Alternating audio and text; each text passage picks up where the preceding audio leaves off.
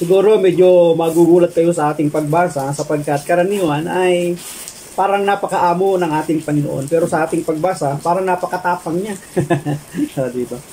Bakit kaya parang napakatapang ng ating Panginoon sa ating pagbasa?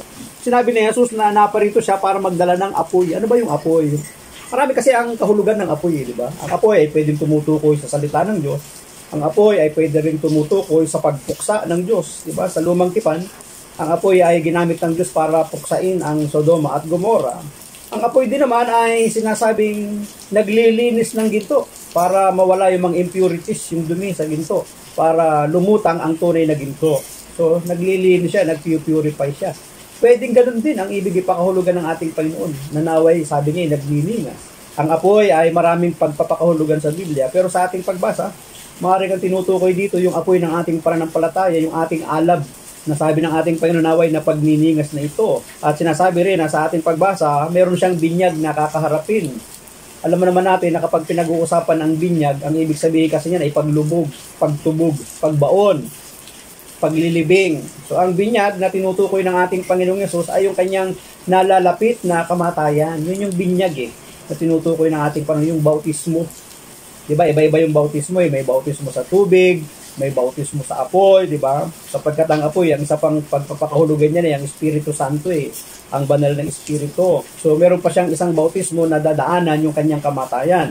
At pagkatapos ng kanyang kamatayan ay ang kanyang muling pagkabuhay. So ang sabi niya, naway na pag-aalab na ito.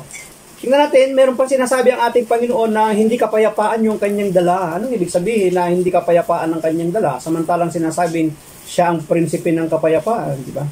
Bakit parang ngayon, parang hindi yun ang pagpapakahulugan ng Panginoon?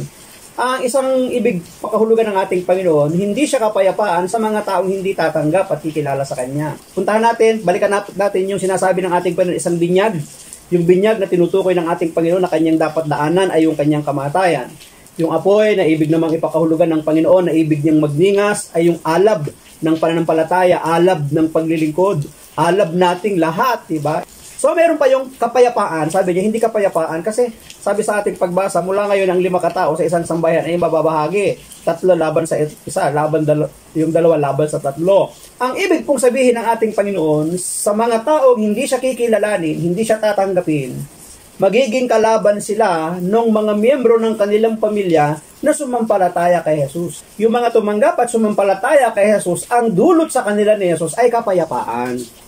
Pero hindi siya kapayapaan doon sa mga taong ayaw siyang kilalanin, ayaw siyang tanggapin.